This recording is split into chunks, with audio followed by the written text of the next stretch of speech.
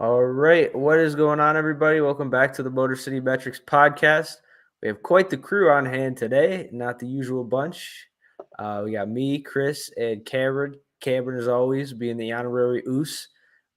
If you're a wrestling fan, you'd understand that. If you're not, Raj is currently at softball.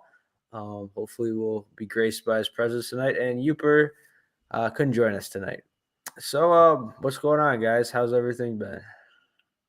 Good weather. Starting to feel summer-like out here. Baseball's starting to travel a little more. I was watching the Whitecaps, and they gave up a home run in the ninth inning to dead center, which is damn near impossible out at LMCU ballpark. So you could tell the heat's coming. So that's nice. We opened up the pool. Probably gonna have our draft show from the pool side. So that should be fun. Nice, nice. What about you, Cameron? Well, you messaged me 10 minutes ago if I wanted to join. So I quit my workout or ran upstairs and tidied myself up to talk Tigers baseball. It's dedication, man. And we did hit 1,000 subs, so thank you. And we do have super chats on. So if you guys want to leave a super chat and leave a question or comment for the end of the show, uh, I believe Blood Right Yeah, donated thank you, $10. Blood Ray. Yes, thank you very, very much.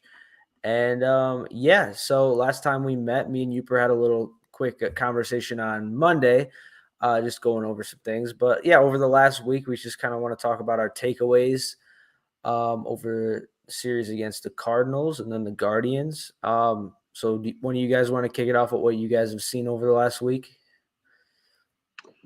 Yeah, I can start. Um, the last time we met, on our Thursday show, there was, I think, kind of a sense of cautious optimism. Like, hey, this team's playing pretty well lately, and let's see if they can keep it going on this road trip. And they sure as hell did. Like, they were in every single game. Now, the Sunday game against St. Louis really got away from them once the bullpen got in there, and that's just one of those games. They talk. Managers will talk about like there's 50 games you're going to win, 50 you're going to lose, or whatever. And it's the 50 in the middle that you got to win, and that one just kind of went.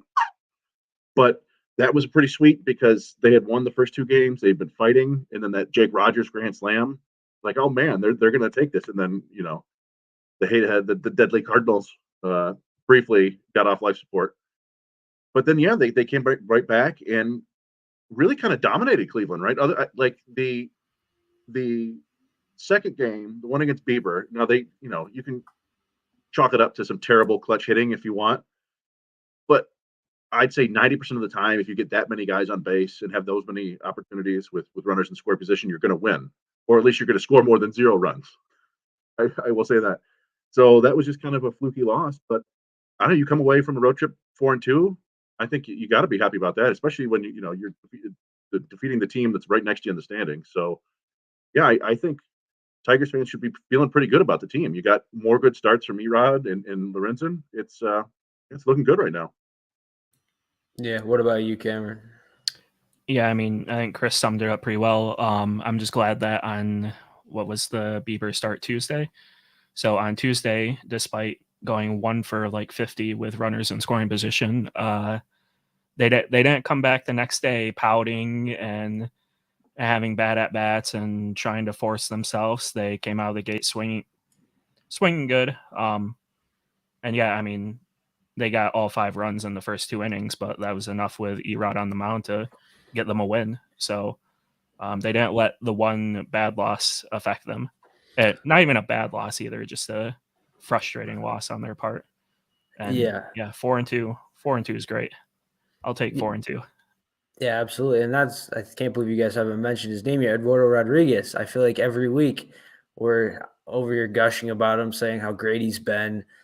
And another fantastic start against the Guardians. Now we're one of my numbers is with the Guardians offense, so we'll get to that later. But yeah, Eduardo Rodriguez, what have you guys seen from him? Is off to one of the best starts we've seen from a Tiger starting pitcher in a while.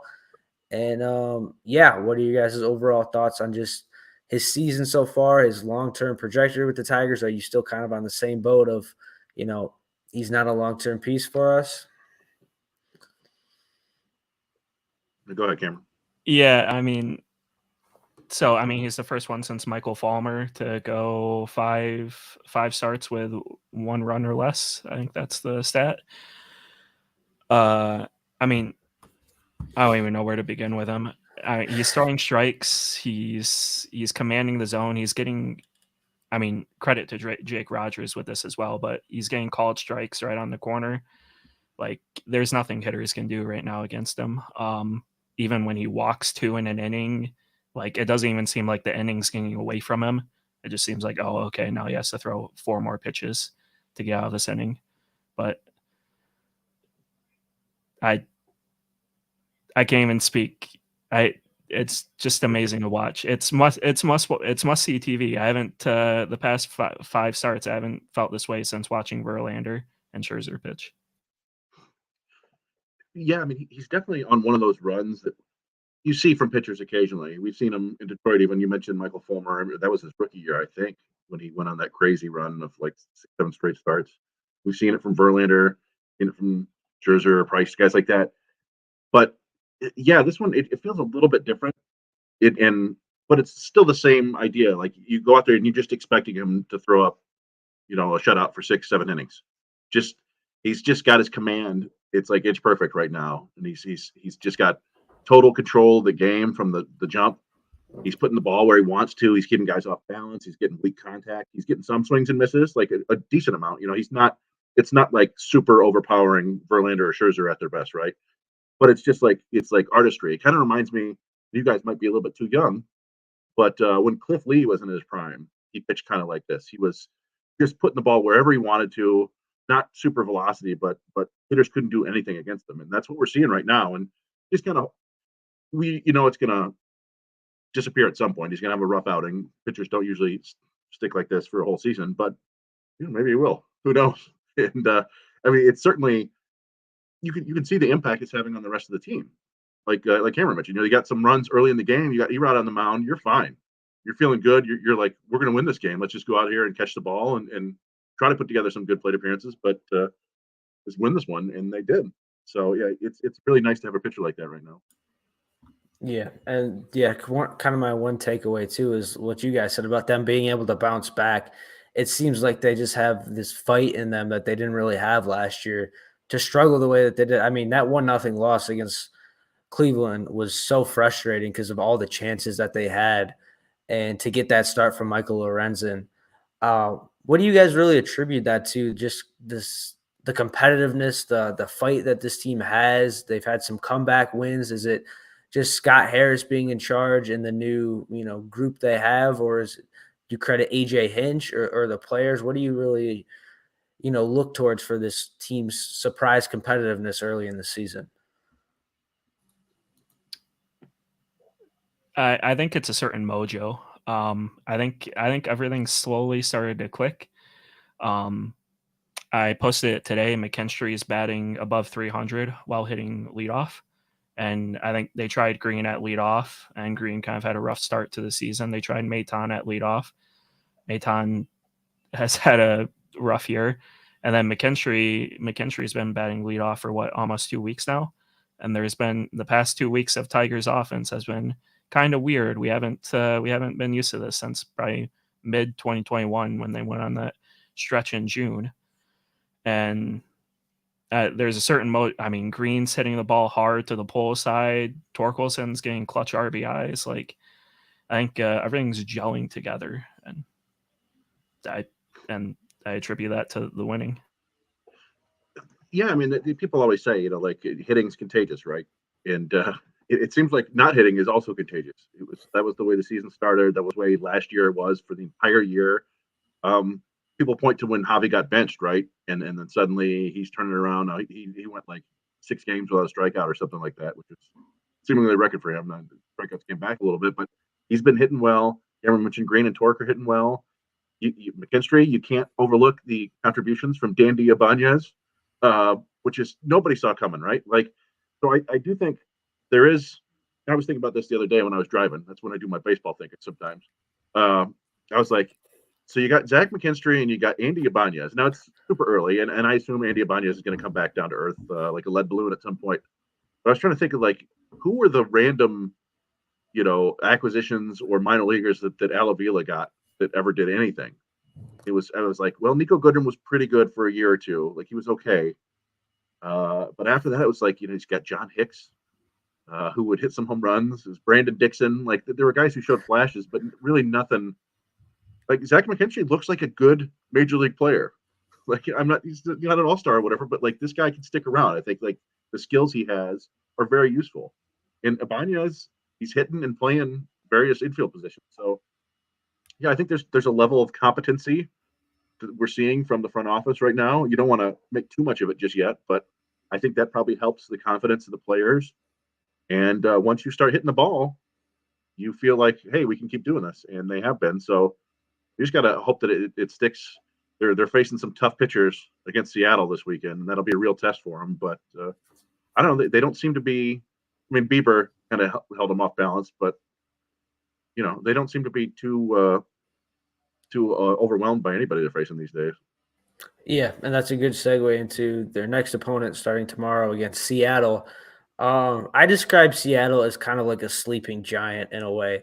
Obviously, they won a playoff series last year. They made some moves this offseason, had expectations to try to reach a World Series this year. And so far, they're under 500. They're 18-19. Their offense has been pretty dreadful. They lost Robbie Ray for the whole season. And yeah, how worried would you guys be, going against a team like Seattle? They're going to be at home, so no West Coast trip. But yeah, Seattle offense is really struggling, but they still have some really good pitching. I know Bryce Miller has looked really, really good. He's starting game 2. They got Marco Gonzalez in game 1. Yeah, what are you guys' kind of expectations and thoughts for the Seattle Mariners coming up? Yeah, I'm not terribly crazy about the pitching matchups that the Tigers have there. Tanner Bybee is a really good young pitcher too, and the Tigers managed to get to him. He's got some really nice pitch metrics, kind of a nasty slider and a pretty good fastball with ride. And that's the thing with Bryce Miller, has these off the charts kind of induced vertical break and vertical approach angle and all this kind of modern stuff that is just ideal. But you know, has he? I don't know if he's made a trip out east yet. The Tigers fans, we always lament when the teams go out west because it seems like they don't play out there. But I bet you the same is true for the Mariners. They probably don't like coming to Detroit, so maybe you can pull out a little bit of that. But yeah, the Seattle is a really good kind of last 3 years. They've become maybe like a top 5 organization in terms of developing their pitchers. They've got so many good arms. So yeah, it's going to be tough. But like we said, Tigers offense is kind of rolling right now. So I don't know. I looked the other day and it was like, hey, the top 6 guys in this lineup. It's like, this is not crazy, but they're like, oh, they're all hitting 240 plus, which was like, oh, what a revelation. But some like Green is up to 260, and Baez is like 260, and Badu is up there. It's like these guys are actually performing well enough that this is a major league offense. So I don't know. I'm excited to watch him play against Seattle. I think it's a good matchup for him. On the Bybee thing, I think Matt Shepard started the game off saying like Bybee hasn't allowed a single walk this year yet, and then McKinstry, first at bat of the game, gets a walk. So, I think Detroit needs to win game 1. Miller has, I think, close to a 5 ERA. So hopefully, if they can get to Bryce Miller, they can set the tone for the series. I think you mean Gonzalez. Marco Gonzalez. Oh, Gonzalez. Oh, I was looking at the wrong day. Yeah, Marco Gonzalez has a 5 ERA. Bryce Miller has a under 1 ERA. So set the tone, gain a Marco Gonzalez, and then go into game 2, game 3. Hopefully, with that game 1 win, you could set the tone for the series, and hopefully take at least another one. I mean, game 2, game 3, probably the hardest matchups they'll have all year. Well, they've had since Tampa, in terms of pitching. So, yeah, I mean that's kind of it. Just stick to your approach with Seattle pitchers. Yeah, and Seattle pitching's been really, really good. They have a 3.37 team ERA, but their offense has been pretty dreadful. They sit 27th in baseball in team OPS. Their offense has not been much better than the Tigers. And I kind of want to get your thoughts on kind of Seattle, what they've looked like. Jared Kelenic got off to a really good start. He's kind of slowed down a little bit. I saw a comment with Julio Rodriguez. He really hasn't looked that great this year. Colton Wong, I know a lot of Tigers fans wanted him. He's been pretty dreadful at the plate. And yeah, just your overall thoughts on the Mariners, and do you still believe in them as a true World Series contender? Or I'm not going to say they'd be a 500 team, but do you think they've taken a step back in a sense from last year? In my opinion, it's probably just kind of one of those early season things, relatively speaking. Like, I'm not worried about Julio Rodriguez. Maybe he's having a classic sophomore slump, but that dude's way too talented to keep struggling like this. Like, he was so good last year that I think he'll figure some things out. The big dumper, I don't know what he's been doing this year, Cal Raleigh, but let me check. I just pulled up the stats here to see. So he's got 5 homers. He's batting, he's not going to hit for a high average, but yeah, I think I've been a little bit surprised that some of their guys aren't performing better. Like Ty France, I thought would be a little bit more productive. Looks like Teoscar Hernandez is not hitting terribly well. He's got some power, but I think there's a lot of talent on that team, and it's just I don't know. Maybe they're just waiting for the weather to warm up, for the bats to warm up. Hopefully they stay cold for another week or so. But yeah, I think they were playing kind of roughly 500 ball last year for a while too, and then they started getting hot around this time. Maybe it was in June, maybe a little bit later. But yeah, I think there's just a bit too much talent there for them to continue to struggle like this on offense. I think Julio had a rough start to last year as well. I think he took a month or two to really get going. If you would have asked me at the start of the year, I would think Seattle is where Texas is right now, and then Texas would be where Seattle is at right now. But I mean, after Kelenic and JP Crawford's been kind of surprising for them this year. After that, everyone else has been off to a slow start, and it's really affected their runs per game. But looking at Julio, he still has 6. He has 6 home runs. So yeah, I mean, they still have a good offense. But they just have certain key players that you would want to be performing, not performing. Suarez has a 82 OPS plus. Colton Wong, that they just got him from Milwaukee. He's at a 48 OPS plus. I'm sure Seattle fans are calling for his head right now. So yeah. And they didn't add a ton. What are they? AJ Pollock, they got him on the free agent market, and he hasn't done a whole lot. And yeah, I think Hernandez, 84. Yeah, they traded OPS for him. plus. So yeah, some of the guys just aren't performing up to snuff right now, and I don't know. Hopefully they stay down for another series. But it wouldn't shock me if they have like one big breakout game. But Tigers have been pitching well, so maybe they can use this day off to rest up and really go at them guns blazing. Yeah. So yeah, Tigers will have Boyd in game 1, Alex Fideo in game 2, and Joey Wentz in game 3. And Chris, I want to kind of get your thoughts on Alex Fideo, because I know you're in tap with the minor leagues. Why do you think he was chosen to get called up? Has he shown improvement in the minor leagues? What did he do to deserve the call up? Obviously, Turnbull, they had to send him down, but they chose Fideo to get a spot in the rotation. Why do you think that is? Can I answer for you first? Yeah, sure. He looked like the most competent pitcher in the AAA rotation. Yep. Yeah, that's it. That's kind of been a thing for a long time, where we need somebody from Toledo, and they say, who's playing the best down there? Bring him up. I think that's kind of how they got Andy Ibanez. I think and Fido was basically the only real option there. Ashton Godot hasn't been pitching well. I actually, Toledo is my bad today, and I'll explain more in that. But yeah, the starting pitching down there hasn't been great. The one guy that people were maybe hoping would be ready for a spot start has been actually brutal. And so Fido was pitching well down there. It's still basically the same stuff he had last year. I know there's been he changed his arm angle and changed his delivery a little bit, but it's still a kind of a below average fastball in terms of velocity and movement and shape, but a slider that at times can be a plus pitch for him. Sometimes when it's not working for him, he gets in trouble, but more often than not it is. And then he'll pepper in the changeup, and he throws a lot of strikes. And that seems to be we hear that over and over and over again from both Harris and Hinch, like strike throwing strikes, getting the ball over the zone, and that's something that even Turnbull, who at times looked okay, he's just always had trouble really throwing quality strikes for long stretches of period. It was basically his one good stretch was right there when he threw his no hitter, and then he got hurt.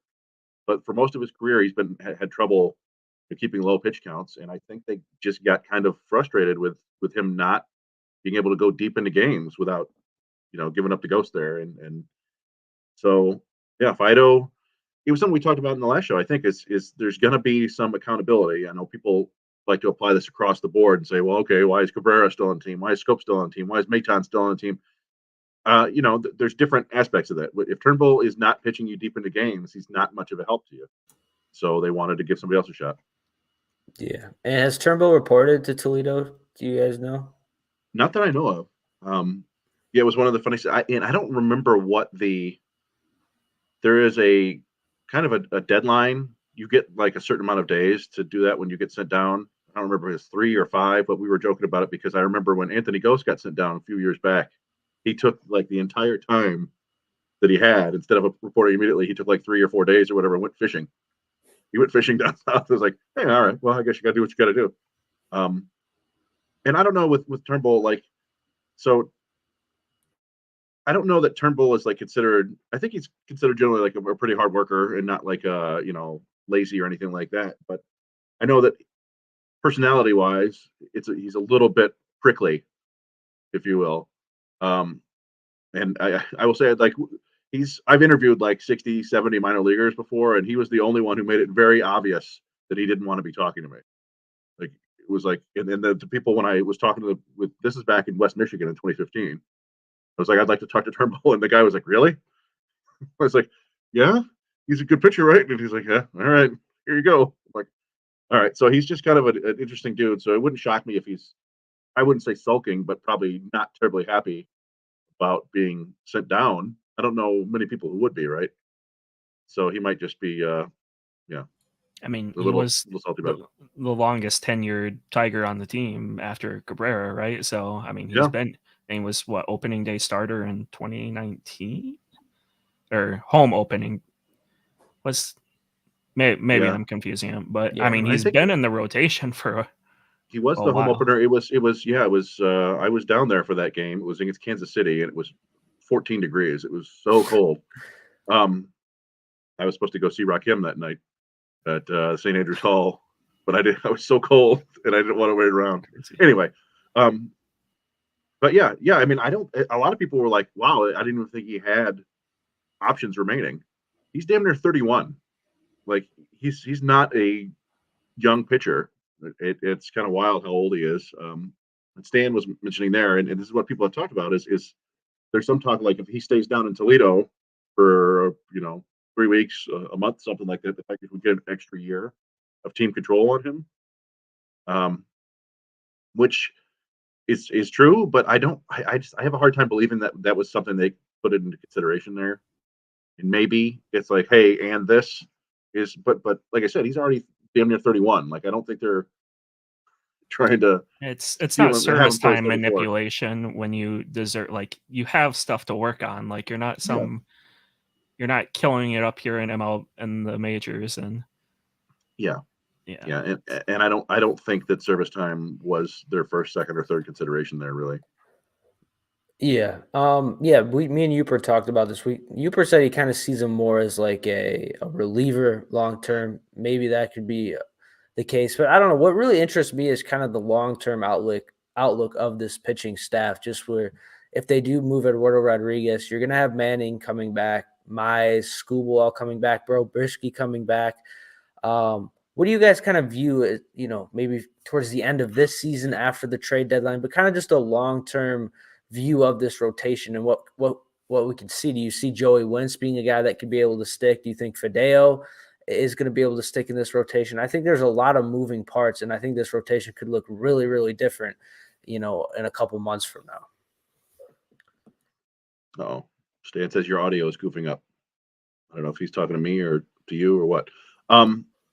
Yeah, I mean, that's the biggest question right now. It's the biggest, sports radio in Detroit is like, suddenly we have to talk about the Tigers, I guess. And so all they're talking about is like, okay, they're going to trade Eduardo Rodriguez. What are they going to get? And we've talked about it a little bit, but it's like, I'm to the point now where if I'm Scott Harris, I just set the bar really high. I say, you guys want Erod? Give me an everyday regular, a top 50-ish prospect, and another prospect, somebody in the lower levels who's interesting, and you can have them. If not, we're fine keeping them, and we'll try to renegotiate a contract with him after the year, maybe sign him to an extension. The extension stuff is a little bit iffy because he's so cheap now that if you want to make it worth his while, you probably have to give him $30 million a year for 2 years with probably an extra, like, hey, if you throw 300 innings between these 2 years, you get a sixth season that kicks in. And I don't know if you want to do that with 35, 36-year-old Eduardo Rodriguez, but yeah, I don't know. I think there's more value probably. I guess the Tigers could always use more talent in the minor league system, right? But it all depends on what you're going to get. If you're just going to get I don't mean to be mean, but like a Sawyer Gibson Long level prospect, like what they got for Fulmer, then just keep Eduardo Rodriguez and play fun baseball throughout the summer. That's going to be more valuable, I think, to your team, to your young players to go out there and try to win. But not to belabor that point, but yeah, I mean, I think Skubal will come back and be a member of the rotation. Hopefully there's no setbacks there. And presumably Manning will too, but I would not put it past Manning to spend some time in Toledo because he deserves it, if you will. I don't picture Faedo sticking in the rotation long term, but he surprised me last year until he got hurt. He was pitching a lot better than I thought he would. Brisky, I think they had basically moved him to the bullpen already, so I think that'll take care of itself. But yeah, I mean, hopefully everybody else stays healthy, and then you have some interesting choices to make. Joey Wentz has been up and down, but when he's on, he looks like a legit like number 4 starter, and I think he's shown more in his, I don't know how many, 12 career starts now, something like that, than we've seen from Manning. So yeah, I think that will be an interesting question as the season goes along. Sometimes these things take care of themselves. Lorenzen doesn't have a terribly stellar track record of staying healthy. Matthew Boyd's been injured a little bit in the last few years. None of these guys threw a ton of innings last year. So yeah, you might end up just with a kind of a replacement squad of pitchers after the guys starting right now get injured or leave. Yeah, I got into an argument like, well, who's going to the bullpen when Skubal gets back? And it's like, well, everyone in the rotation that's in it right now probably won't be healthy when Skubal comes back. So it'll probably take care of itself. I would put Brisky in a different category than Wentz, Manning, Mize, and Skubal.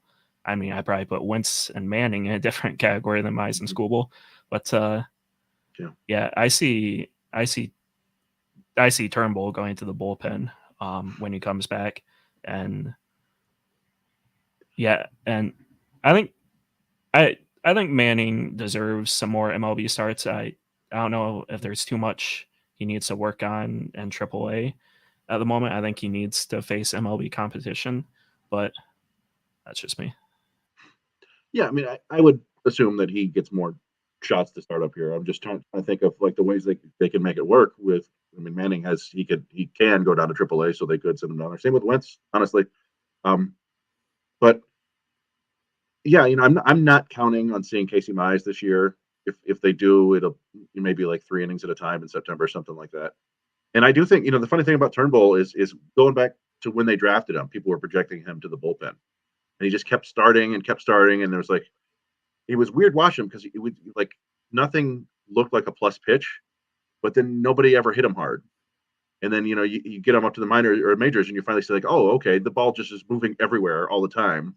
But he would be an interesting pitcher out of the bullpen if he could maybe get the velocity back up to like 97 and maybe just kind of settle in on a slider as his secondary pitch. I think he could be a Michael Fulmer style, like suddenly a very valuable late inning guy. Who knows if he's willing to do that though? But I don't know. Sometimes you just got to tell a guy he's got to do it. Everything we know about him so far says he'll be fighting for a starting position job. Yeah. Well, I mean, and that's the competitor in professional athletes, right? A lot of guys don't. They think they could start. Daniel Norris wanted to start still. I think that's he's down in Columbus right now with a 7 ERA, Oh. but I think he's trying to start. So anyway. Yeah, I don't know. I feel like if they do move Eduardo Rodriguez, you kind of will be getting Turnbull back. I mean, not Turnbull, Tarek Skubal back at a similar time. So kind of be like out with Erod, but you're getting a pretty good pitcher back in Tarek Skubal. And yeah, we don't know what's really going to happen with Brisky, but I do think we could see a little bit of like a youth movement in a way if Lorenzen continues to pitch well, or maybe they want to move Boyd. I think Boyd would be good in the bullpen. I wanted Matthew Boyd to start in the bullpen as well. But yeah, I think it'll be an interesting development as the season goes along, and I think we're going to see a lot of guys in that rotation. But I think Scott Harris has built up some pretty good depth, considering the fact that the big three that the Tigers had, they're all injured, and Manning, Mize, and Skubal, and Brisky's injured as well, and now Turnbull got sent down. So that's 5 guys right there. That's a starting rotation, and the fact that he's still been able to. The Tigers still have a respectable rotation with essentially 5 starters down, I think shows the depth that they've been able to build throughout this organization and with their starting pitching. I will say we're a little bit of caution. I mean, Skubal can come back in July. Doesn't mean he's going to pitch like he did in May last year. I mean, we're expecting him to come back. Doesn't mean he'll be a good replacement for Rodriguez at that time. Yeah, we've seen some guys really struggle. Like we just mentioned, Michael Fulmer. Michael Fulmer, his first year back from Tommy John surgery was not good. They had him throwing 3 innings at a time, and he was just getting bombed every time. We've seen Turnbull not quite what he was. It's hard for guys to come back up now. Skubal's injury and time off, it wasn't as severe or as lengthy as those other 2 guys, but yeah, I imagine there's going to be a fair amount of rust. Skubal just seems like, I've always thought he had a little bit of that Max Scherzer madman in him. Like he just seems like a guy who's like super competitive and will bust his ass to get to where he wants to be. But sometimes just wanting it a ton isn't enough. You just got to go back there and get the feel for pitching again. But yeah, I mean, we didn't even discuss. Everybody talks about trading Erod. Well, they could trade Lorenzen and Boyd too, or or them, and somebody might want Boyd as a bullpen option down the stretch. He was pretty good in that role for Seattle last year. So those guys might be gone, and that might be where you get room for the starters who come back. So they've got some options. But as Yoop would say, you can never have enough pitching, right? No, I don't think so. Yeah, but do you guys want to get into our segments now? I think Raj left us an inside the number, so we usually get to that second. So you want to do the good and bad, ugly. Cameron? You want to do inside the number first? We usually do inside the numbers first, but it's up to however you want to do it. We can do that. So I think this is Raj's video that he sent in. So yes, here is Raj's inside the number for the week. Hey everybody, it's Rogelio Castillo here. I won't be able to make it tonight. Softball duty calls. So I wanted to give my inside numbers for this week. My first one is 10%, and that is the barrel rate of Andy Baez, who's off to a good start with the Tigers. Again, very small sample size. I mentioned this on Twitter the other night that he is hitting the ball a little harder, which leads me to my second number. You see on the screen, 93.4. That's its exit velocity so far. Still ranks him a little low in the league. Again, he's only seen 114 pitches. But the reason why the barrel and the 10% is important is because he has 3 barrels already, and he had total 6 last year. So the launch angle helps too. He's hitting at 19.3. That's another number one to throw in there as well. He's off to a good start, helping the Tigers offensively, giving them another bat, as he's been with him and McKinstry, kind of unexpected surprises so far in the month of May. Well, okay, there was Rogelio with his inside number of the week. And do one of you guys want to kick it off? Cameron, do you have one? Did you find one? No, he doesn't. Okay, I'll kick it off then. So I posted this on Twitter earlier today. I was looking at some stats for May. The Tigers' offense hasn't been as good as I thought it was in May. It's 745 team OPS, which is respectable. It's about middle of the pack in baseball. But the 3 guys leading the Tigers in OPS, my numbers are 1,000, 934, and 896. And those are the OPSs of Javier Baez, Riley Green, and Spencer Torkelson in the month of May. And I posed this question. I didn't really ask a question, but I said a big three in a way. And you can kind of make the case that these may be the three most important hitters on the Detroit Tigers. Javier Baez, kind of the veteran guy. Obviously, we know he got the big contract. Has really perked up since he was pulled out of the game by A.J. Hinch. 3 home runs in the month of May. Strikeout rate is at a career low right now. He's walking at a higher clip. I believe it's a career high walk rate as well for Baez this year. And Riley Green has been really, really good in the month of May as well. 934 OPS. Has seemingly been on base almost every game, is lifting the ball more. And Spencer Torkelson as well had an opposite field home run against the Cardinals. Looks a lot more comfortable in the box as well. So we didn't really get to talk about them too much in the opener, but these 3 guys I think are crucial to the Detroit Tigers' success. And we've seen that as these 3 guys have hit really well in May. The Detroit Tigers have been winning ball games and their offense has been pretty respectable. So I think if they're going to continue to have success this year offensively, these 3 guys are going to be at the forefront of it. I like it. There was one question that somebody asked earlier that I wanted to get to before I got to my inside the numbers, if you don't mind. Sergio Alpert, he said, will the Tigers get a compensation pick if the Tigers don't trade Erod and then he signs a big contract elsewhere in the offseason?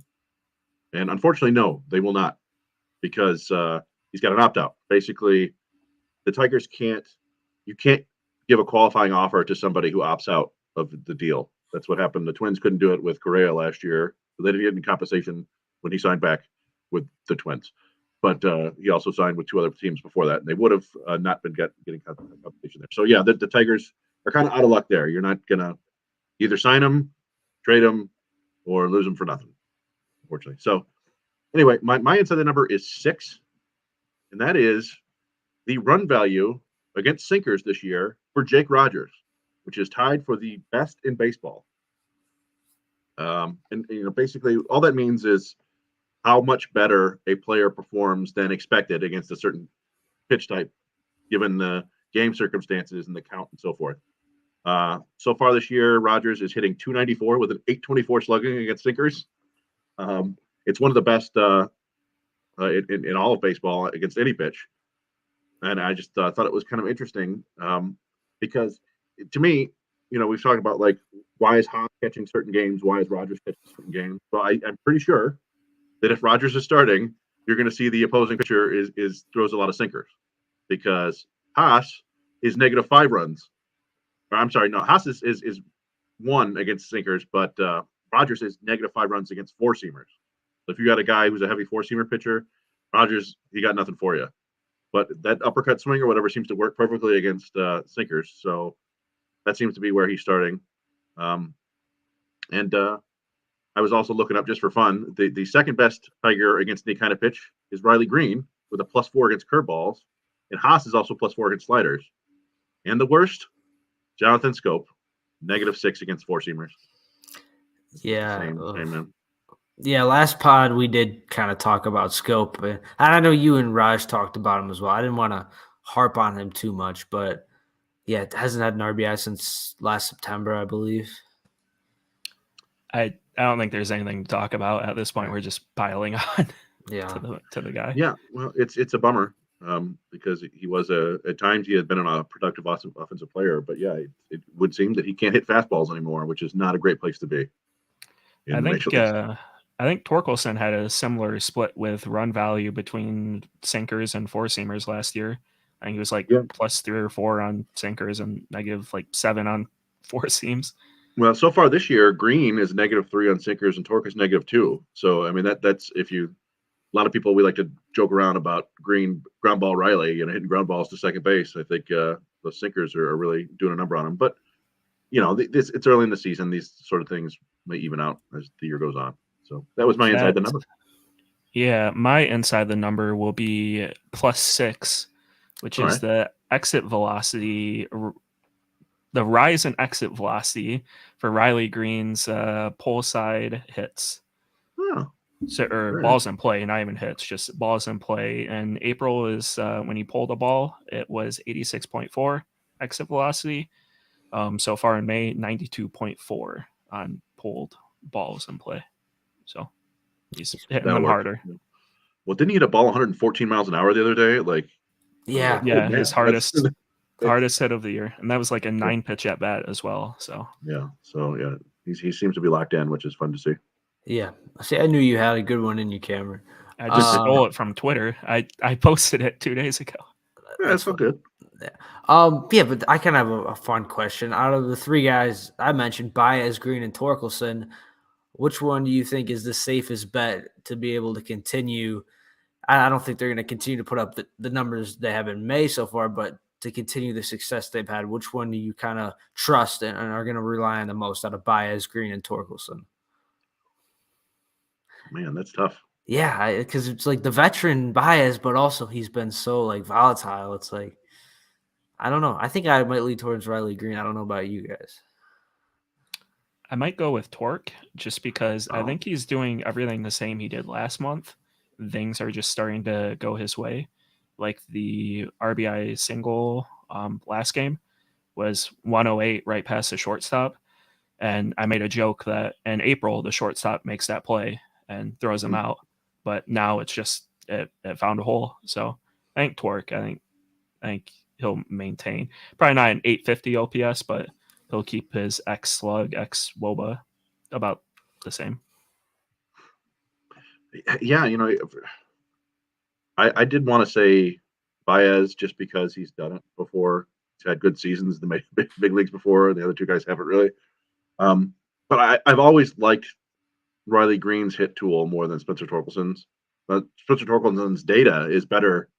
All the expected stats are better than Riley Green's. But it's just always Riley Green has always just found hits going back to the minors. And I mean, I wrote about it a couple of years ago, but Spencer Torkelson, and this doesn't matter. Nobody cares about hitting streaks anymore.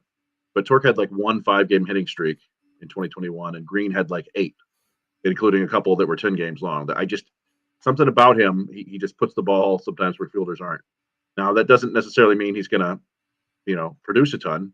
You're not going to, get a lot of slugging from a blooper to left center. But yeah, I don't know. I right now it's just a fingers crossed thing. Like I just hope all of them. Just give me all of them. But yeah, I guess I would lean toward Riley Green. Yeah, me too. Because with Baez, like his strikeout percentage is 17.3 this year, but that's last year it was like 25%. I just don't know if I can see that And staying that up. was low for him. So I yeah, know. it's I don't know. He does seem to be a guy who, like, when he gets upset, not even if he gets upset, but like certain things cause him to concentrate in ways that other times he doesn't. What we used to, always talk about, like he goes to a stadium where they boo him and he just produces. He's against oh shoot, what's his name? The lefty reliever from formerly the Reds, who's Amir Garrett. Amir Garrett. He gets up against Amir Garrett and it's time to hit a bomb and yell at him. Like there's something about him. So I guess we just gotta find a way to keep getting them upset. Hinch should periodically bench him. Like Javi, get out of here. But Yeah, in 2021, I think his strikeout percentage was like 33.6 or something wild like that too. So I mean, keeping it under. Oh yeah, go ahead.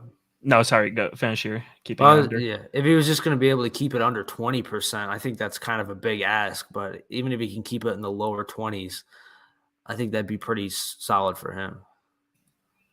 yeah, So, option D between your Baez, Green, and Torkelson. How about Kerry Carpenter? He showed, between Green and Torkelson, he showed more consistent power than the two of them, I think.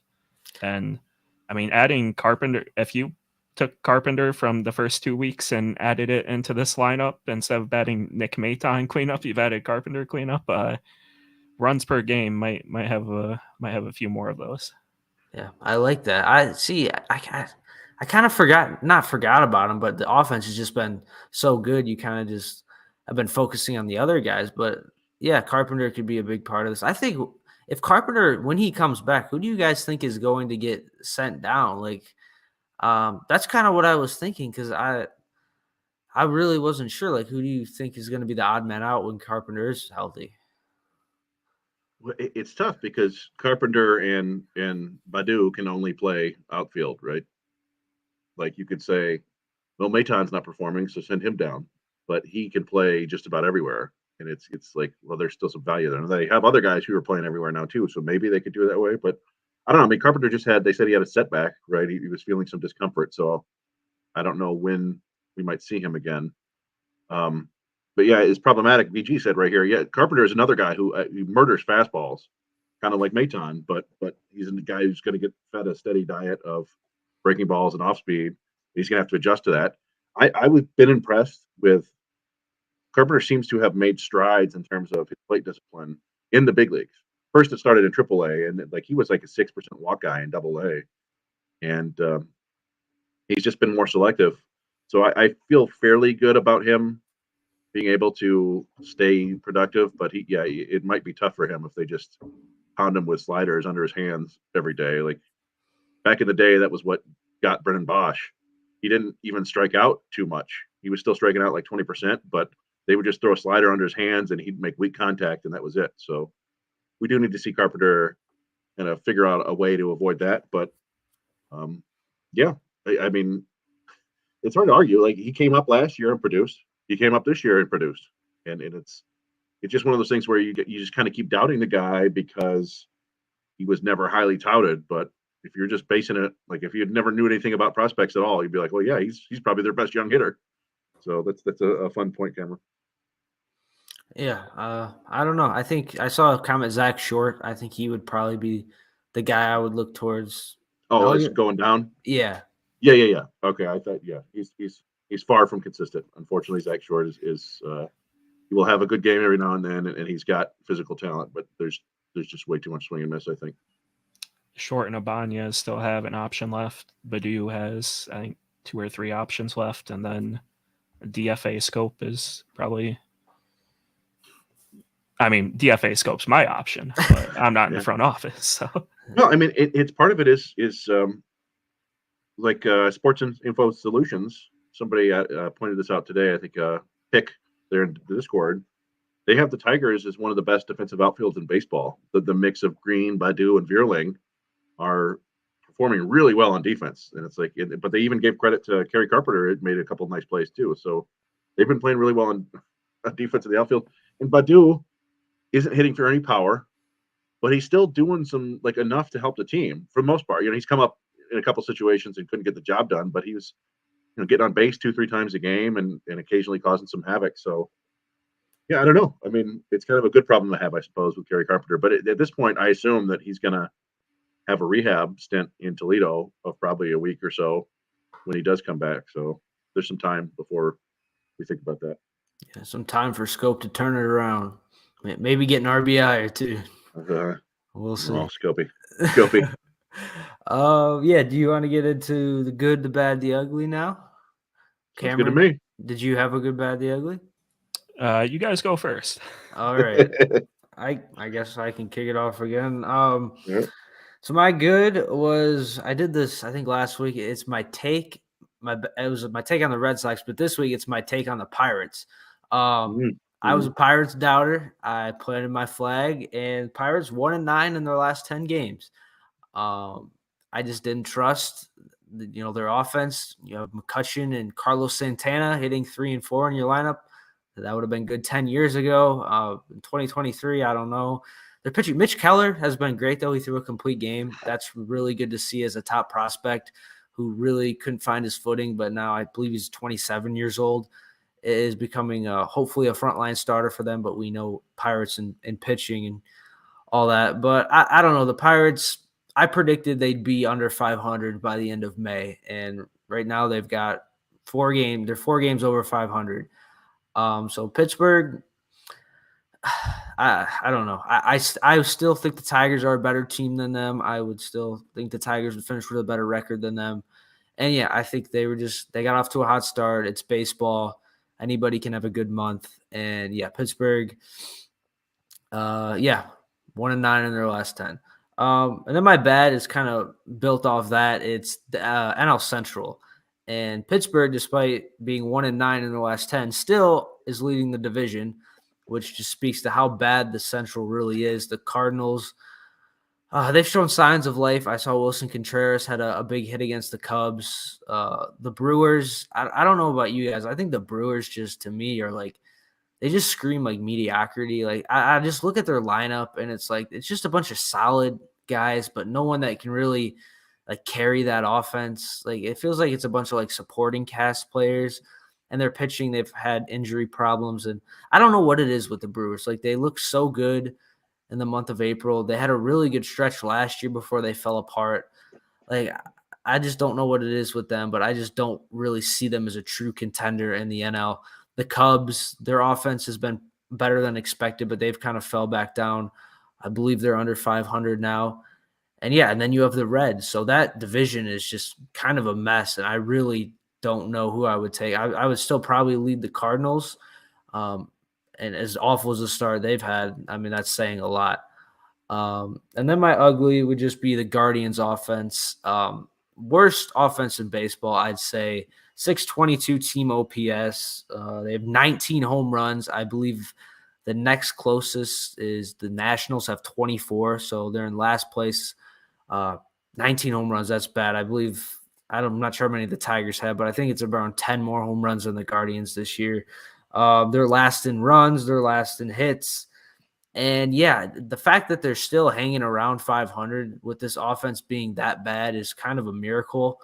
I think it shows how good their pitching is. But yeah, I mean, we have a question about this later in the show about kind of the Tigers, where they stand in the division against the Guardians and the White Sox. And this offense has to get better for the Guardians. I just don't know about how much. And I just wonder, are they going to be one of the worst offensive teams in baseball for the remainder of the season? So they would be my ugly for this week. So Cleveland, I mean, their offense wasn't impressive last year. I think they were in bottom in home runs. I believe they were like 98 WRC plus. They were in the playoffs still though. And I expected some regression, but not this much regression. I think Jose Ramirez and Josh Bell are the only ones capable of hitting a home run in that lineup. Well, I think maybe it was you, John, earlier in the year. You talked about Andres Jimenez. Maybe it was you. Maybe it was, I don't recall who it was, but he got a huge contract, a long-term deal, and he's got 69 WRC plus right now.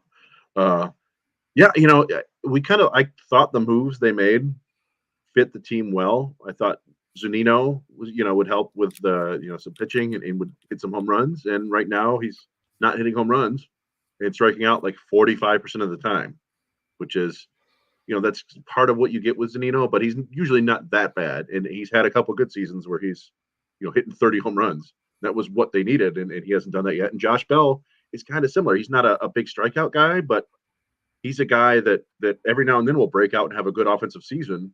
But other times he looks completely pedestrian, and that's where he is right now. And so those were the two main additions to their offense, and they've done nothing. And so it's still basically just Jose Ramirez. And I'm just kind of annoyed in general that he signed that deal, that extension with them at like a team discount. Partly for him, partly for the Tigers, partly for baseball in general, because that dude is like, he really is on like a Hall of Fame track. He's such a good hitter. He's a good defender, and he got power and speed, and he's just stuck in Cleveland doing a whole lot of nothing. And it bums me out. Like, Francisco Lindor was the same sort of thing. And like, I'm happy he's getting his due in New York and got 330 million or whatever.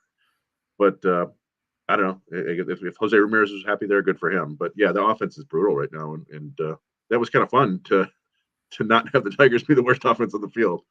So, yeah, but yeah, Oscar Gonzalez, he got sent down, right? That's what they're saying in the chat.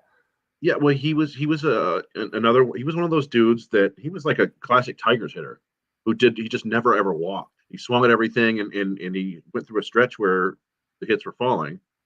But yeah, that's not the sort of guys like that are tough to build your offense around. It's it's a Victor Reyes, right? Like he'll show some tools, but there's just not enough plate discipline there to be a productive offensive player. I mean, it was a couple of years ago, Franmil Reyes, right? Mm-hmm. Had a big year, and then suddenly he's gone. Oscar Gonzalez had though like one or two of those postseason home runs that really hyped everyone up, and people are wearing SpongeBob shirts to Guardians games, and it sucks to see him go down. And Josh Naylor has been really rough. And when I was looking at stats earlier, he was one of the guys, like he was another like torque victim where his expected weighted on base average is like 130 points higher than his actual. Like he's just getting super unlucky, which is a tough break. Sorry, Cleveland. Yeah, I don't know what it is with the guard. I feel like they always have hitters like that that kind of break out for like a year or two, and then they just kind of fall through. Like I remember Bradley Zimmer had like looked really solid for them, and then he just kind of fall off the map. I feel like that's happened a lot with him, but I just really like Josh Naylor, Andres Gimenez, Oscar Gonzalez. I was just a little bit doubtful that they could really, continue to do what they did last season. And yeah, they've fallen off the map, and so is the offense. Yeah, and we saw the little uncharacteristic defensive errors there in that final game of the series, at least one. But in general, and we saw it last year, they were kind of hovering around 500, and then they just kind of took a step forward in the middle of the year, and nobody else did. It wouldn't shock me if that happens again, because they do catch the ball and they pitch the ball well for the most part. Like Bybee, we talked about, is a very talented young guy. He's still figuring some things out. Peyton Battenfield isn't like a super sexy prospect, but he's another guy with some pretty good pitch data who might figure some things out. McKenzie, I think, is coming back eventually. So they may still be a thorn in everybody's side later in the year. I'm not ready to write them off just yet, but for now, I'm enjoying their poor offensive performance. Yeah. I can go with my good, bad, and ugly, I suppose. Yeah, I have my 3 as well. Oh, so. Good work on the fly. While we're talking about offenses, I'm going to talk about the Tampa Bay Rays, which is not a shock to anybody that they're playing pretty well right now. They're not bad, but I just like some of the stats I found kind of comical. So right now, as a team, they are batting, and this is before tonight. The last I checked, they were beating the Yankees 4-0. As a team, they're batting .372 with a .345 on base percentage and a .509 slugging as a team, which is good for a 141 rated runs created plus as a team. Again, 41% better than average. The record for a team in the integration era, that is since 1947, is the Houston Astros in 2019 at 124. So right now, the Rays are 17% better than the best offense in baseball history, in modern baseball history at least. It's just kind of crazy. And I was looking up. I was like, okay, so which player has a career slash line like the entire Rays team is hitting this year? And the best I can come up with is Nelson Cruz. They've got 9 Nelson Cruzes every day out there batting. It's just it's dumb. So yeah, it's obviously going to come down. I don't think they're going to be the greatest offense of all time, but right now it's ridiculous. My bad, and I touched on this earlier, was the Toledo Mud Hens. He went and saw them in person a couple of times, and he was all bummed out because they did absolutely nothing in front of him. And then today, Justin Henry Malloy hit a home run. He's like, yeah, fine, awesome, thanks. But they've lost 8 games in a row. They got outscored against Indianapolis 41-15. They just got absolutely bombed, and then 3 straight losses to Iowa. The pitching is really bad. We talked about this earlier when we were talking about Faedo. Reese Olson was the guy that kind of we were all kind of hoping. Like Rogelio and I have been projecting him in the bullpen for a while, but it was kind of like a hope. Like maybe he'll still figure it out. I don't know if you guys have looked at his stats this year. He has started 7 games. He has a 9.67 ERA. That is 32 hits and 16 walks in 22 and 1/3 innings, 24 earned runs. He is just throwing batting practice up there. It's ugly and it's a bummer.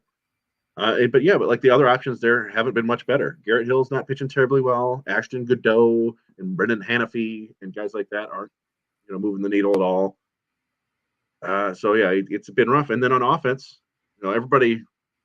Justin Henry Malloy is this year's call him up guy. Like every time we post a highlight, everybody's like, this dude rakes. And it's like, okay, well, you know what? In his last 2 weeks, he's got an OPS of like 755, which is okay, but it's not like call him up territory. But that's even better than Parker Meadows, who's at 688. And then you got Andre Lipsius, who's only 536 OPS. He is really struggling. He's hitting way too many pop-ups, way too many weak grounders. So it's a bad time right now for the old Mud Hens. They need an exorcism of some sort. But maybe in the minor leagues things can switch quickly. In my ugly, and this is sort of something that you touched on a little bit, John, is the whole Cardinals situation, and this goes beyond.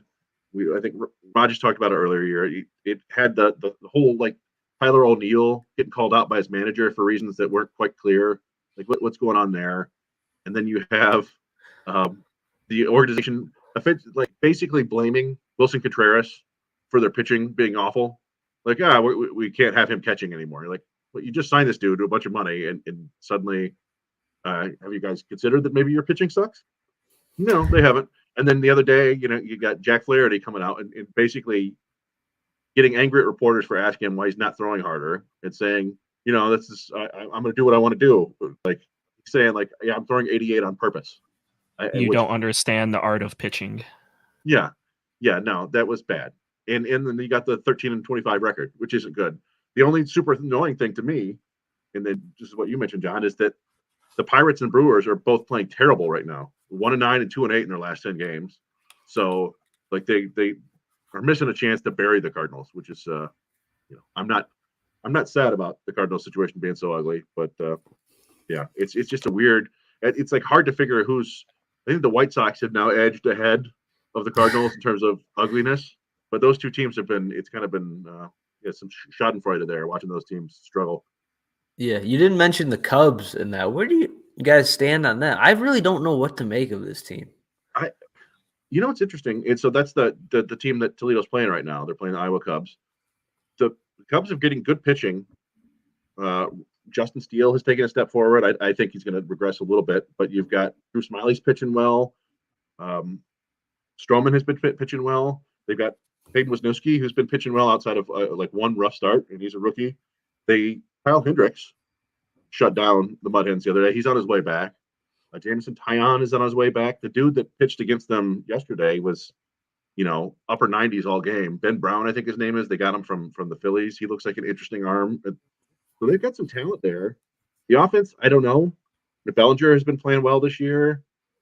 They just brought up what's his name, that cool story. Yeah, the first baseman, Matt. Yeah, Matt Mervis. Yeah, Mervis. Yeah, I think he was an undrafted free agent in 2020. I think. I don't know. I was toying around in my head earlier this week. Like, if and when Drew Smiley gets hurt, would the Cubs be a trade destination for Erod? Maybe. I don't know. So, yeah, I don't know. They're playing a lot better than I expected. So, like you nailed it, John. It's a tough division to pin down because, I don't feel great about any of those teams. Yeah. The more I look at the Cubs, honestly, the more I like them with like Swanson, Ian Happ, Bellinger. You've got Trey Mancini, Suzuki. He hasn't really gotten going yet. And they've got decent depth, too, and their pitching's been good. Marcus Stroman is a guy we didn't mention. So, I don't know. They could be a sleeper team. Yeah, the Cubs have faced a lot of teams over 500. They're 10-12 against teams above 500, and that's I guess St. Louis has faced quite a bit of teams above 500 too. But their run differentials plus 48, best in division, like third best in the NL. So I think they're getting a little bit unlucky. I would not be surprised if the Cubs just shot up this division and had it by the All-Star break. That'd be something. What do you got, Cameron? Hey, my good is Harrison Bader. I like to stalk the Yankees subreddit and Yankees Twitter accounts. And before the season started, everyone was like, reminder, Harrison Bader is not some home run king just because he went off in the postseason and hit like 5 home runs. And in the ALCS, he's not going to come and do that during the regular season. Well, the past week he's hitting 478, 520, 1.043 slugging, 3 home runs, I think 2 doubles. He's hitting quite well. The Yankees move over Aaron Judge. You have your new center fielder. My bad. What was my bad again? I forgot my bad. My ugly though. Okay. My ugly is Lance Lynn. Oh, my bad was the Padres. After watching the Twins Padres series, so disappointing. What a boring offense to watch. I mean, Tatis hit a first pitch nuke to start the game. After that, I mean, it was just such boring baseball. I mean, how do you have Tatis, Cronenworth, Soto, Bogarts all at the top of your order and just boring baseball. The Twins don't impress me. We'll get into the division later, I think, since it was one of the questions, but the Tigers don't look any better or worse than the Twins. So, and then my ugly Lance Lynn, allowing a lot of runs against the Royals, 5 innings, 7 earned runs against the Royals, one of the worst offenses, and the worst offense in baseball. Lance Lynn brings his season ERA up to 7.51. WHIP is 1.6. I saw this coming last year after he allowed a Willie Castro home run. He ended up doing pretty well last year, but I don't know. Lance Lynn's he's just never impressed me. But he's gotten swing and misses. He's continued to do well into his mid-30s. But yeah, I think Lance Lynn is cooked. Yeah, you know what? That's annoying because I do have him on my fantasy team. Nobody cares, but I had both him and Justin Verlander going last night, and Verlander gave up a run, 2 runs in the first inning. I think it was a run, 2 hits in the first inning. I'm like, ah, boy, here we go. And then just vintage Verlander. He was throwing 97 on his 101st pitch in the 7th inning. Just that dude's insane. But yeah, Lynn also gave up some runs early, and then he gave up some runs in the middle, and then he gave up some runs late. He is, yeah, that's bad. That was another thing. I'm like, oh, if the White Sox sell, then they, Tigers might have some competition on the market with Lynn and Giolito. And I don't know. Everybody wants that. I mean, I don't think he'll be this bad, but it's going to be hard for him to get that ERA down. Yeah. I mean, the White Sox have to be sellers, though, right? I mean, can they come back from this? I don't think so. The real question though is just all right, well, do you John? You talked about this. You can't have another rebuild under this leadership group, Ken Williams and Rick Hahn. So do you blow them out right now, and then you're bringing in a new GM in the middle to sell everybody off, or do you have those guys? I don't know. It's a weird situation. Yeah. I don't know. The Tigers basically got rid of Avila after all that stuff last year, and you wonder would have been better if they didn't do that. But I don't know. Yeah, it's not like they're gonna go out and spend a bunch of money next year in free agency either to really improve this ball club. So yeah, I don't know. Before we get into that, we did have an inside the number in the chat. It was Oakland's ERA 7.43. Yeah, I don't know. For me, I'm at the point with Oakland. I just don't have interest in them as there's not a lot going for them. There's for every team, there's usually a player or two you can look at and have interest in and fall throughout the season. With Oakland right now, it's Brett Rooker. This is He's an having a great year. Yeah. Other than him, though, it's I just am kind of tuned Oakland out. I just don't have any interest in them right now. Can I put an asterisk next to my Harrison Bader good, because they did have a 3-game series versus Oakland, which will be a spark plug for any offense. So yeah, I mean the real big bummer is that Mason Miller was that guy. He was going to be that guy who was really interesting to watch, that super hard throwing pitcher, and he makes 3 starts, and the arm soreness. And it doesn't sound great there. I haven't seen any updates, but it's that usually doesn't lead to good stuff. So yeah, he was the one kind of bright spot there with their pitching. And that's unfortunate. And then you mentioned, Rooker's having a good year. And then other than that, it's kind of seeing how many steals Asturi Ruiz can get this year. Hey, can he get to 70, 80? I don't know.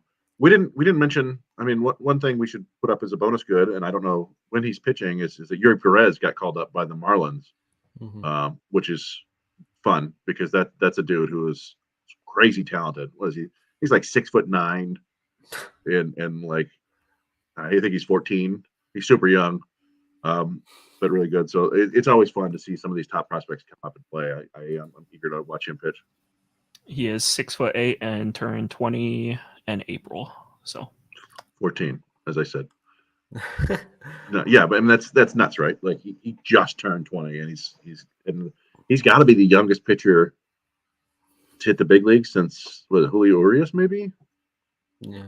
Um, What Sixto Sanchez? He came up. I feel like he was pretty good. Well, whatever happened with him? I was so and confused with that. injuries. He also, like, some people were complaining about him being all junky. He was like maybe let himself go a little bit. Now last I saw him, he had actually lost a bunch of weight. He was looking good in spring, but then he got injured again. So yeah, I mean they had a lot of awfully good young pitching there, and they still do, but it's kind of the faces have changed. Okay, I'm curious about the youngest pitcher now. I don't know if Cameron's on that research style or not, but yeah, well, I looked up Jose Fernandez had just turned 20 as well when he made his debut for the Marlins. That's that was the a closest I could think of, but yeah, well, because I think Felix Hernandez, is the last pitcher who was 19 to pitch in the big leagues. But yeah, I mean, 19 as well, 19 and 118 days old. who was? Felix Hernandez. Yeah, just turned 19. Yeah, it's nuts. Yeah, you don't see that very often anymore, so it would be cool to watch. Yeah. So you guys want to get into the questions now? Works for me. Yeah. So we did have a question from Stan. It said, "Which big money team is performing the worst?" So I guess like what team that is obviously has a bigger payroll has kind of been the biggest disappointment for you guys. For me, I'd probably have to look at the New York Mets. With all the money they spent, the money they tried to spend getting Correa as well. Yeah, we haven't even touched on Correa, how awful he's been either this year. I believe I think he like admitted to being awful in some interview. I don't think he was getting booed or anything, but yeah, Correa, I don't know if there's something going on with his injury or what, but he's not been good for the Twins. But I feel the Mets, just with all the money they've spent, giving that huge contract to Brandon Nimmo, huge contract to Lindor. They should be one of the better teams in baseball. They should be right there with the Braves at the top of that division. And they didn't look great against the Tigers. Obviously, they can turn it around, but I'd say the Mets to me have been the biggest disappointment out of the big money teams, and they have the highest payroll in baseball, and they're 2 games under 500 right now. Yeah, I mean, immediately to the Mets jump to my mind too. I think maybe also the Padres a little bit right now, and maybe even the Phillies too. But the Mets are the one that is most glaring. Although, to a certain extent, it's also the most understandable. You have Verlander out. Scherzer's been hurt a little bit. They lost was it Quintana? They lost Diaz. Like they've had to deal with some pretty big injuries there to their pitching staff, which is I think they're one of the worst pitching teams right now in baseball. But yeah, I don't know. It's like the camera was saying, the Padres just don't seem quite right, which is unfortunate because you got all this talent, or all these big names at least. And Philly is also just kind of floundering, but I don't know. Nobody's like super underperforming. They're all basically around 500 right now. Other than I don't know if we consider the Cardinals or the White Sox big market teams or big money teams. I don't think so. I think they're more like middle of the pack, but they've been the 2 biggest disappointments across baseball, I think. So not necessarily a big money team, but the Astros under a big money acquisition in the offseason, getting Jose Abreu. They could have probably stuck with Yuri Gurriel and had better outcomes, because Jose Abreu coming into today 47 OPS plus. Wow, is he homered yet? No homers. Wow. 6 doubles. So not good. Not looking good for the Astros. They're in contention with the division, but they're not looking like favorites right now. Yeah, I don't know. There's been a lot of teams I feel like that have disappointed, but that's kind of like every season, and then they'll seem to pick it back up. I did see a comment from Sergio. Says Joel Joe Nulax was 15 when he. Joe Nuxall, yeah. Okay. I believe that was during World War II when they were like, we need somebody to pitch. Yeah, he's the youngest pitcher ever. But yeah, I mean, I think going in the last 60 years, you might have a handful of guys pitching before they're 20. And yeah, Perez is 20 and 25 days or something like that. He's got to be among like the 20, 30 youngest guys to pitch in the last few decades. So, but yeah, Nuxall is one of those. When I was a kid, I used to get Beckett Baseball Card Monthly. It was a baseball card magazine, and they would have, mostly it was just, baseball card prices. I could see my card went up 5 cents this month for some reason. But they would have articles about all those guys, and there was like, Joe Nuxall and the one dude that the White Sox, Eddie Goodell, the little person who they had bat and draw a walk, the shortest player to ever play baseball, stuff, nonsense like that. But Nuxall is a name that sticks with you just because. Yeah, Gooden I think was 19. Kerry Wood was 20. I'm looking at Tigers. Rick Porcello had just turned 20, and Jeremy Bonderman had just turned 20 as well. So something about Dombrowski and wanting to make their arms fall off as soon as possible. Well, and I want to say I would bet that Brett Saberhagen made it as 20. I think Zach Greinke might have been 20 when he first pitched in the big leagues. So maybe they're more than I thought, but Perez is barely 20, like you said. So he's got to be one among the younger. Yeah.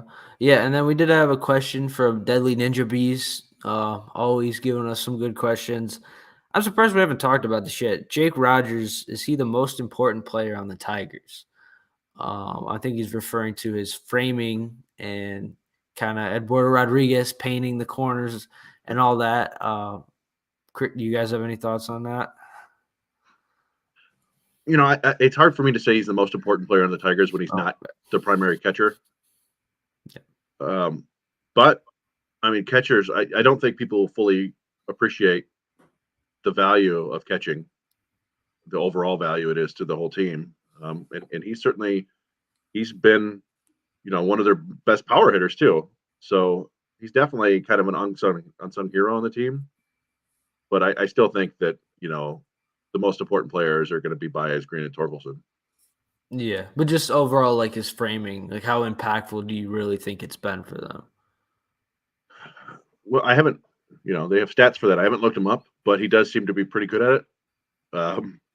I don't know if I think the impact of framing has lessened over the last decade or so when people started first studying it, because everybody knows about it now and everybody's trying it and the umps even know about it. So I'd be shocked if he's provided more than like a win with his framing this year.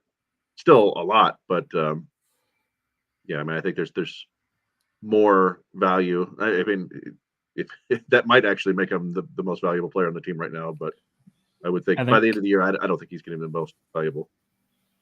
I think there's some value that like no stat can provide with catchers and their relationship with pitchers and their prep into games. Because I mean, using the Cardinals as an example, they lose Yadier Molina and everything goes to shit.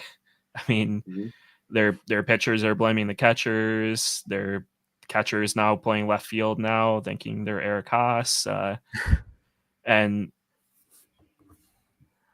it's just, I mean, it's just because Yadier Molina isn't there now, and people have to do their own prep, and no one really taught their catchers how to prep because Yadi just did it all. So I think Jake Rogers' personality mixed with his relationship with the pitchers and everything, I think there's some value there that we can't really put our fingers on that he brings to the team. Plus, I mean, his personality in the clubhouse is pretty good as well. Unsung hero. I think that's what comes to mind for me. But then he had a second question. This team seems to be actually better than the Guardians and White Sox. Am I just a prisoner of the moment, or is this sustainable? Tigers, better than the Guardians or White Sox? What do you guys think? I mean, I think they're probably about equal. I don't know. I think we're just catching the Tigers playing really well right now. We can't forget that first couple weeks of the season. Now, people want to, and hopefully they don't revert to that sort of thing or the way they play against every AL East team, apparently. But yeah, I mean, the Tigers are playing pretty good baseball right now, but it's not like they're, setting the world on fire. They're just kind of being an average to slightly above average baseball team over the last, 3 weeks or so. I do think that they seem to be, I don't know, they're kind of below average across the board, which I think kind of somehow pushes everything up towards average. Whereas, you talked about earlier, the Guardians have some severe offensive problems right now. And the White Sox, the pitching is a disaster. So it may be that the Tigers are just kind of better by default than those two teams. Yeah, I mean, just looking at run differential, Cleveland's better than the Tigers in run differential, mainly because of their stellar starting pitching. I think Minnesota is slightly ahead of them, just because of the way their offense is built and they have some power there. But I don't really know what it is with the White Sox. It's not Tony La Russa's fault anymore. I think Detroit's solidly ahead of the White Sox for whatever reason. If we looked on paper with no stats, I'd be like, oh, this White Sox team way better than Detroit, but there's just something there. And then, Kansas City is even in the discussion. So, yeah, I think the Guardians, they'll get a little better offensively. So I think I'd probably put them second. And then the Twins, I'm not in love with them, but I still think Pablo Lopez, Sonny Gray, Joe Ryan. I believe they lost Tyler Mahle to Tommy John, if I'm not mistaken. Yep. Yeah, so that's unfortunate. But they got Kenta Maeda back. And their offense, I mean, Correa's got to be better at some point. Buxton, you hope, can stay healthy, but that seemed a little far-fetched. And I think their offense is good enough. I don't think they're a 90, 95 win team, but maybe they could be in the high 80s, and they'd probably be my pick right now to win the division, even though it's not a very confident pick, but you got to pick somebody. Yeah, well, it's a bad division. There's no doubt about it. I do think that you're right that the Twins probably have the most room for error, if you will. Like there's enough talent there on both sides of the ball that they can get away with playing nonsense baseball for a while. They just got back Alex Kirilloff, who had a walk-off hit for him the other day. Royce Lewis is doing, I think, a rehab and I don't know which level, but he may be coming back soon. So they've got some reinforcements there. I don't know. I haven't checked in with like what Jose Miranda's doing, but they, I don't know. Yeah, it's a solid team. So I do think that they're probably gonna win out, but never discount the AL Central's ability to fall on its face. There's some epic flops in this division. I just looked it up, and Elvis Luciano was 19 when he made his debut for the Blue Jays in 2019. It was a weird situation though. He was a Rule 5 pick, I think. And it was just like it was a bizarre one where they're like, I don't know, they just threw him in the bullpen. I don't think he's been to the big league since, so I don't know if that worked out for him. But that's the last 19-year-old pitcher I could find. All right. You guys have anything else? Those are the only questions I had. Anything else you guys want to talk about? Cover? There's a question on Twitter. How sustainable do you guys think the success of Michael Lorenzen is, given the low strikeout numbers in these past few solid starts? I don't expect 7 innings from him again. I mean, going into any Michael Lorenzen start, I'm not expecting 7 innings, but I mean, with the Tigers defense putting the ball in play, that's a solid way to get through an outing. Yeah, the Tigers have one of the better defenses in baseball this year. We talked about the outfield earlier, so I think that's the weird thing about this. We've seen under Chris Fetter and Juan Nieves is they haven't really had any kind of like huge strikeout guys. You got Alex Lang basically, but they just have a lot of guys who specialize in kind of weak contact, and I don't know if that's a great way to have success, but the pitchers seem to have been doing it for a while now, right? Like Jason Foley has been pretty solid for going back to like the middle of last year. You know, Erod is not a huge strikeout guy. He can get some strikeouts, but he's mostly a strikeout, like catch you looking guy. So I don't know. I mean, I Lorenzen does have some pretty good stuff. He's got a big arm, and I like his changeup. He'll flash some pretty good breaking ball. So I wouldn't expect him, like Cameron said, I wouldn't expect him to go like 7 innings and not give up any runs. But I think he's a guy that you probably project like a 4 or 5 ERA on him for the rest of the season if things, which is totally fine, like number 5 starter. So his BABIP right now is 282 and his career average is 291. So I mean, and with the Tigers defense, I mean, that seems sustainable. Yeah, I feel like at this point in his career, he's 31. His ERA in the season is 4.18. His career ERA is 4.10. So I kind of feel like this is the pitcher he's going to be. He's not going to be a frontline starter, but if he can keep his ERA just slightly above 4, I think that would be a fine pitcher for the Tigers. Obviously, he's had trouble staying healthy, but yeah, I think he'd be a valuable pitcher for not only us, but for a team that maybe needs a back-end starter or maybe a long reliever. But yeah, I kind of believe that this is kind of who he is at this point. I don't really see him taking a big leap forward at 31 years old. I think this is, it's been consistent with what he's done throughout his career. Yeah, he strikes me as a number 5 starter. And number 5 starters sometimes give you 7 innings and 2 like 1 earned run, 2 earned runs. And other times they'll give you 3 or 4 innings and like 6 earned runs. That's just kind of how it goes. But at the end of the year, I think it'll be kind of a middling ERA and decent production. So and I've been fairly pleased with what we've seen from him so far. Yeah. All right. Any other questions that we had? I didn't see No. So MX9 in chat, Will Vest 9 innings, 0 ERA. Shout out Will Vest. He didn't even look that great in AAA, but he's come up and performed. Yeah, that's relievers are weird, man. He was awful in spring training, awful the first like 5 outings in AAA, and then like, oh wait, and then suddenly he hasn't given up any runs. It's like I don't know what's up with you guys, but good work. So yeah, but yeah, like I said, Tigers 3 games set with the Mariners starting tomorrow. Then they have another day off. Then back at it on Tuesday against the Pirates. So maybe the Tigers can help. The Pirates fall under 500, make my prediction come true. And then another day off after the Pirates series, and then they got the Nationals.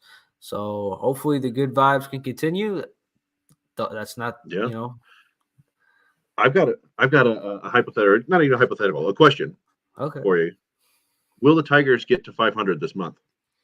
Yeah. They're 17 and 19 right now. Do you think they're going to get up to 500?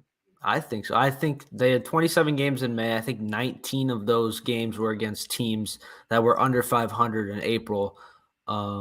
So, yeah, the Nationals, I think they can take care of them. The Pirates, they don't really scare me. The Mariners, I could see their offense kind of perking up a little bit. But then I think they have the White Sox later in the month. They have the Royals as well. Yeah, I could see them finishing above 500. They're only 2 games under 500 right now, and they've had an incredibly rough schedule. I'd say yes. I'll say above 500, and they bring their run differential up to 0. Wow. What is it right now? Negative something. Negative 34. So that's a tough ask. So I don't think they'll be at exactly 0, but I think depending on the situation, they maybe one game could bring it up to 0, bring it back down to 0. Who knows? That's interesting. I wonder the last time, probably 2016, the last time they were at 500 in May. It'd be interesting to look, not counting 2020 season. Yeah, in 2021, they came, it seems like they were like 3 or 4 games back of 500 in like July, something like that. Yeah. I can remember like one of the Texas games where they won like 12-2. Yeah, in July. They got a really rough start in that year. But yeah, 2017, 2018, 2019, they were bad for pretty much all of the year. Right. Since we're asking questions, Chris, does Torkelson and Green stay above 800 OPS for the month? Probably not. I would say no. Just based on the young guys. They go through the ups and downs. 750 would be okay. I think they were both in the. Oh, You What? cut out, Chris. What did you say? Oh, I said I'm going to go no on that one. Okay. Okay. What about you, Cameron? Yeah, I think their BABIP's a little high right now. Riley Green has like a 400 batting average in May right now. Yeah. I want to see Torkelson hit 5 home runs in a month. I don't think it's going to happen this month because we're 11 days in and he's hit 1 home run this month, I think. Mhm. I just want to see 1 5 home run month out of Torkelson or Green. Just show me some type of consistent power for a month and I'll be pretty happy. Yeah, we shall see. But yeah, I think it'll hopefully continue to be a good month for the Tigers. I think that's all we got for you guys tonight. Went about an hour 30, which is usually where we like to keep it at. But yeah, for Raj and Uper, maybe I know you and Raj do a Sunday show on the minor league report, Chris. Yeah, usually. Yeah. I think we're heading to West Michigan on Saturday. Oh, nice. Anyone in particular you guys are gonna see? No, not really. I don't know, just kind of nice to get out there. I think it's a Matt Manning bobblehead giveaway night, so we're going to try to grab a couple of those and give them away to some listeners and viewers on Sunday, if possible. Oh, nice. But yeah, we might be on for a Monday show, but we'll keep you guys posted. Thank you to everyone who was in the chat. Thank you to everyone who subscribed. Thank you for the $10 donation we got. And yeah, make sure to follow us on Twitter. This podcast will be posted tomorrow, anywhere you can find your podcasts. But yeah, from me, from Chris, from Cameron, thank you guys so much for listening. Yeah. See you in the next one. Thanks for pinch hitting, Cameron. Off the bench.